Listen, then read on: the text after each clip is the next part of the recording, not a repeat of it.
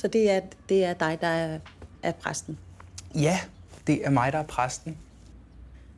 Og du er kristen præst? Ja. Okay, og det er ikke sådan et praktikforløb Mor. eller sådan noget? Jeg tænkte på, om vi ikke skulle snakke lidt om Kim Ingolfs begravelse. Jo, selvfølgelig. Men det er jo bare fordi, at det kan bare godt være lidt svært, når det er en på min Mollys alder. Og så sådan tage det seriøst. Altså, Det var mere det. jeg har faktisk snakket ret meget med ham om, sådan, hvordan han vil have det. Altså, han har faktisk fortalt mig ret meget om det.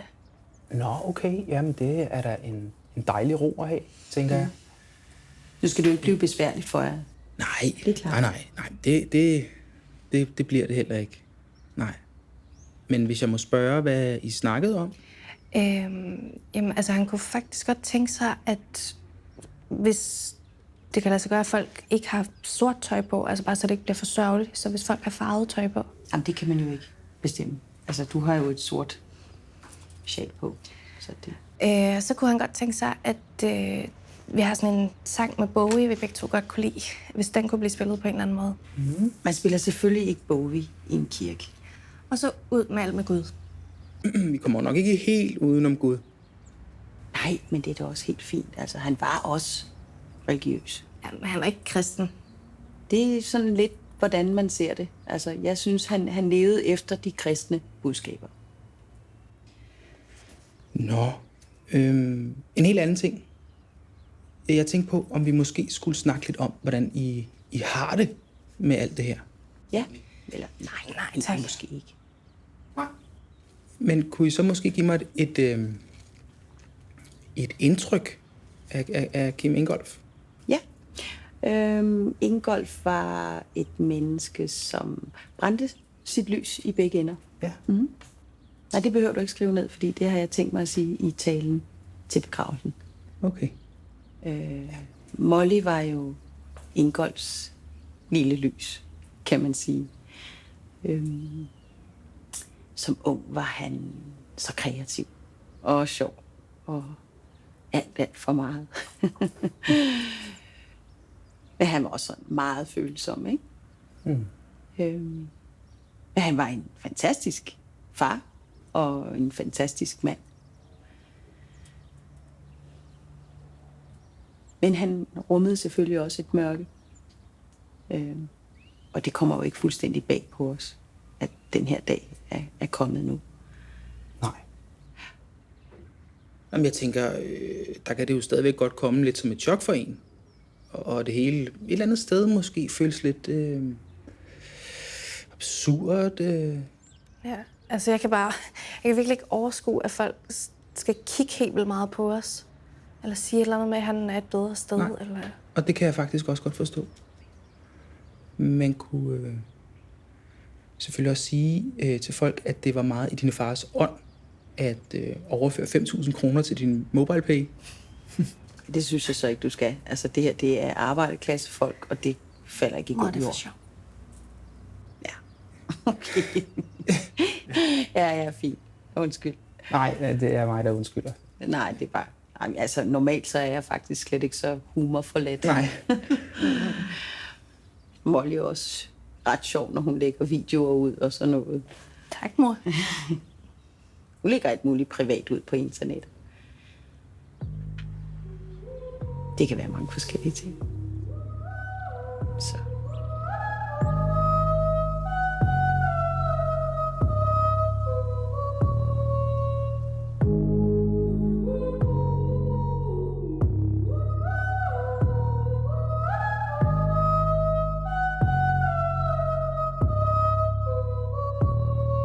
Tænk dig sådan en.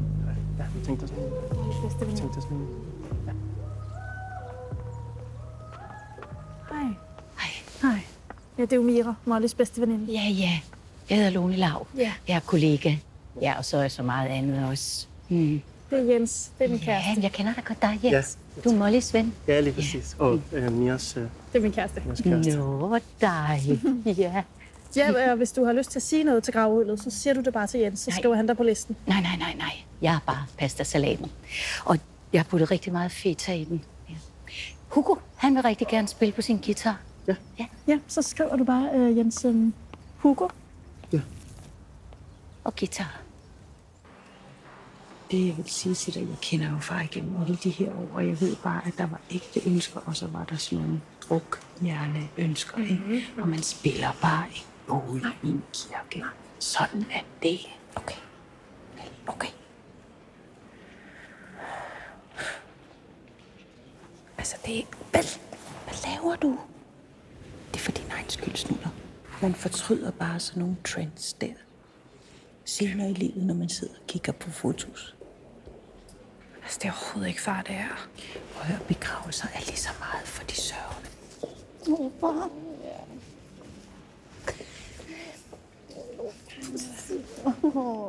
Skal du, piger? Jeg er lige her. Dejligt. Altså, alle har sort tøj på. Din begravelse, det er sådan, man viser sin respekt. Har du inviteret Jeanette? Undskyld. Jeanette. Hej, Jeanette, hvor er det pænt, der er at komme. Han er ikke været afsted nu, ikke? Jo. Og i Himmerig, der findes der jo ikke noget sprut. Nej, okay.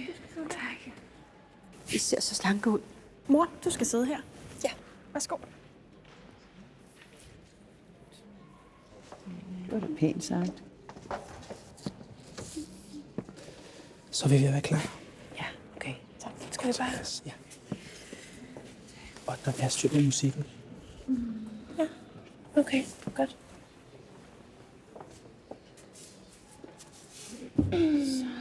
Nå, så fik vi det, som vi ville have det, var.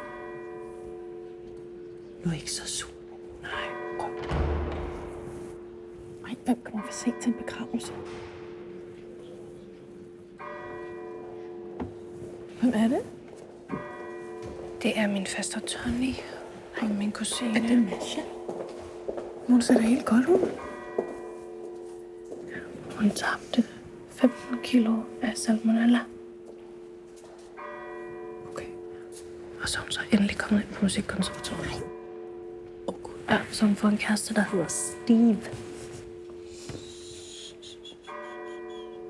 Og ja, det skal lige være trist, og så lige forberede mig på nogle salmer, som jeg ikke har noget forhold til. Molly, jeg gider ikke skændes. Jeg elsker ham også. Ja.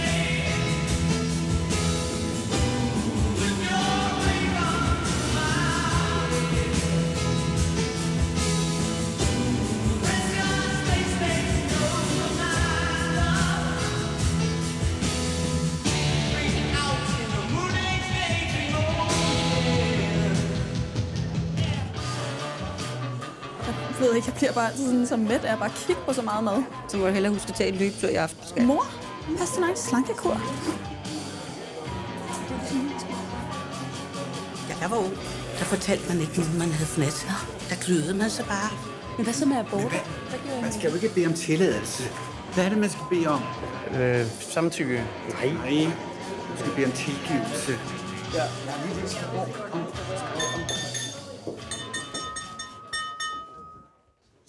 så vil Mette, mor, gerne lige sige et par ord. Og imens er der stadig masser af den dejlige pastasalat. Tak, Mia. Jamen, jeg vil også bare hurtigt sige tusind tak på mine og på Mollys vegne.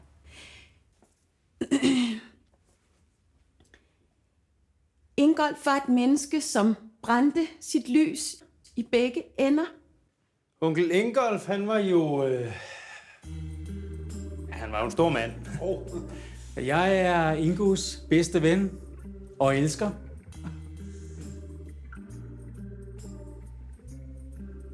Ja, det var lidt for sjovt. Det var bare for sådan at lette stemningen lidt. Så hvis din far ikke havde klistret en korkprop på Claus' skosål, så havde han den dag i dag heddet Humpe Claus. Jeg prøver lige at lægge det her, så jeg tror godt, jeg kan. Ja, han var jo bare verdens stærkeste mand, simpelthen, onkel Ingolf. Og der insisterer Ingo på, at hvis jeg skulle tisse, så skulle jeg tisse.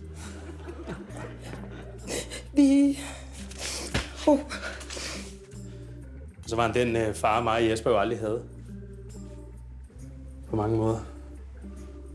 Ikke, Jesper? Hvert sekund, et dyrt sekund. I glemmer vel ikke? Vidste du, at man brugte kattetarm som prævention i gamle dage? Ikke fucking klart. Jo. Men hey, så har du overhovedet fået noget at spise? Hej, skat. Du føles helt lille. Har du tabt dig al den sorg? Nej, jeg tror, jeg har taget lidt på. Jeg har så mange gode minder om din far. Har du det? Ja, det har jeg. Jeg har faktisk tænkt på, at jeg ville synge en sang for til ham. Ja? Masha går på konservatoriet nu. Det var der, hun mødte Steve. Ja, den der Anne Linnet, du er min datter. Han er skotte. Meget rig. Altså, det er jo min og min fars sang, det ved du godt. Altså, det er jo ret mange menneskers sang, kan man sige på den måde. Men jeg tænkte bare, at jeg ville ære ham med den, når nu du ikke siger noget. Eller har du forberedt noget? Eller? Nej. Jamen, så er det jo rigtig godt, at der er nogen, der gør noget, ikke?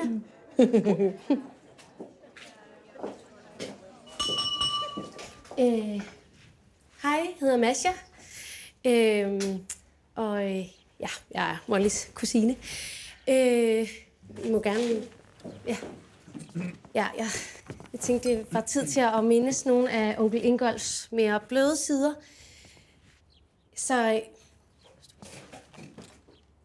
jeg har taget en lille lækkerbisken med.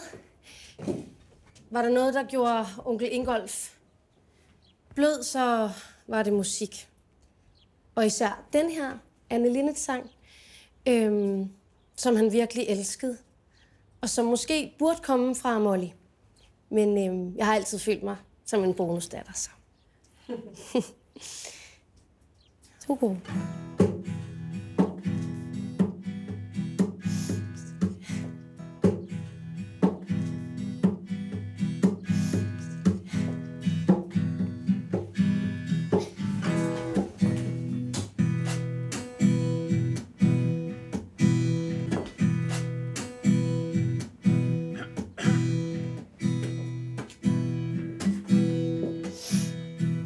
Solen går ned bag din kind. Du er lidt vrøvlet og sover sikkert snart. For vi har lavet helt vildt hele dagen, vi har haft det skide godt. Vi har været ved stranden og snakket om at sove der i nat. Men nu blæser det for meget, og her er så hundekoldt. Og solen sover snart. Du er min datter med det lyse hår og smilehuller, som din far nok ved, hvorfor du har. Du er min datter, dine øjne er blå. Meget mere blå end alt det hav, vi har kigget på i dag.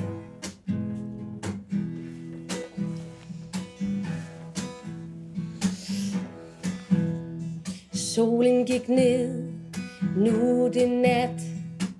Du sover roligt og drømmer sikkert om, at vi har leget helt vildt hele dagen, vi har haft det skide godt. Vi var kammerater, og vi var soldater. Nu så du min skat, men nu blæser det for meget. Og her er så hundekoldt, og solen sover snart. Du er min datter med det lyse hår og smilehuller, som din far nok ved, hvorfor du har. Du er min datter, dine øjne er blå. Meget mere blå end alt det hav, vi har kigget på i dag. Slut. Tak.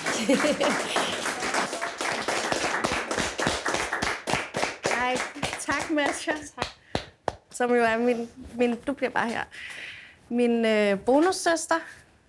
Det vidste jeg slet ikke, jeg havde. Hvor er det dejligt. Vi har jo slet ikke set hinanden, siden du fik den der krop. Jeg synes bare lige, det var på sin plads også, at jeg siger tak, selvfølgelig. Tak for alle de fine Ingo-historier. Dem var der godt nok mange af. Hans, Ingos bedste ven. Det var sjovt. Og fætter Toms. Og du så min far som den far, du aldrig har haft. Du og Jesper, ja. Det er sjovt, fordi jeg tænkte bare, at jeg aldrig så ham. Ja, men... Bare bliv her, Mads. Lone Laur er her. Med pastasalat. Den var faktisk rigtig lækker. Det er jo dejligt, at jeg er her nu. Altså, hvor fanden var I? Altså, I kunne være der, da han var stor og stærk, ikke? Så var det rigtig sjovt. Men da han var lille og svag og klam og sad som en eller anden posemand i sin lejlighed, så var I der fandme ikke, vel? Okay, altså. Altså, du var der sgu da heller ikke, vel? Altså, I lå også bare mig sidde helt alene med ham. Det var virkelig ikke sjovt. Jeg sad helt alene med ham, og der var ingen af jer, der overhovedet var der. Men det er også fint, fordi mit liv bliver også nemmere nu. Så lad os bare lige lad os skåle for, at vi slog min far ihjel. Skål med jer. Hugo, du vil lige spille noget, måske? Spil. Bare spil noget, Hugo. Ja, ikke den samme sang igen. Spil noget andet. Ja. Nå, jeg skal have lidt luft. Vi ses jo bare, når den næste af jer dør. Så det er jo dejligt.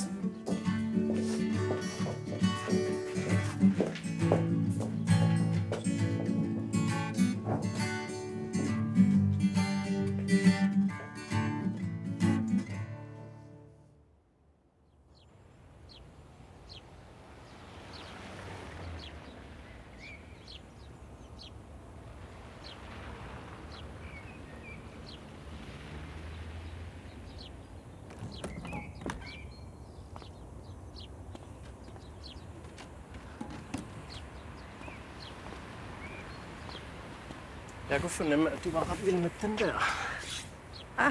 Pastasalat. Tak. Ja, den er god. Den er så god. Nå, men det gik da godt. Det gik så godt. Altså, hvem har overhovedet brug for så mange mennesker i sit liv? Ikke for mig. Nej. Og fint. Jeg har heller ikke dig mere, jo. Du har da mig.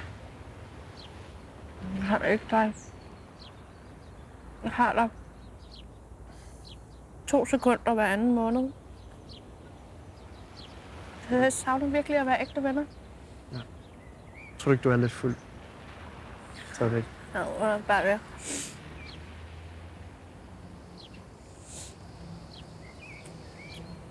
Må du gerne det der? Prøv at høre, jeg må lige være ved. Hvor? For længe mere ikke er der. Jeg er en fuldstændig fri mand, og noget, man misforstår.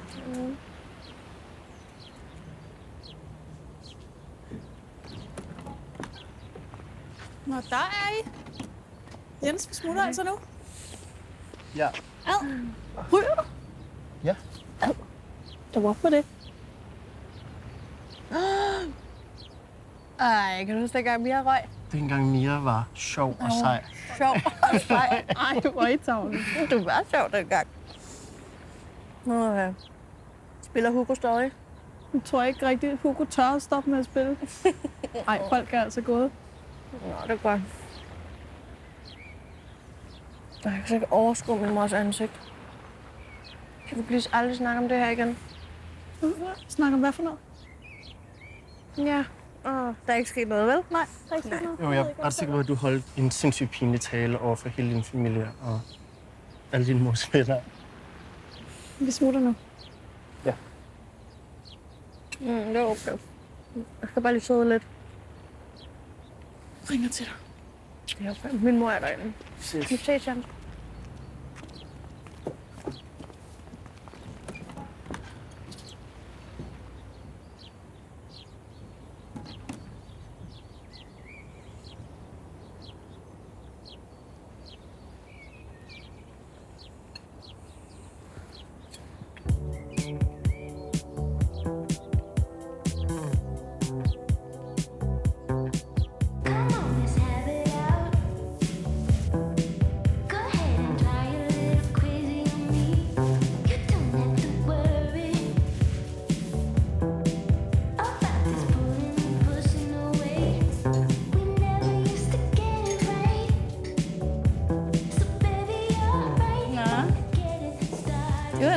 helt ny side af dig, Momsen. Måske var det bare den ægte.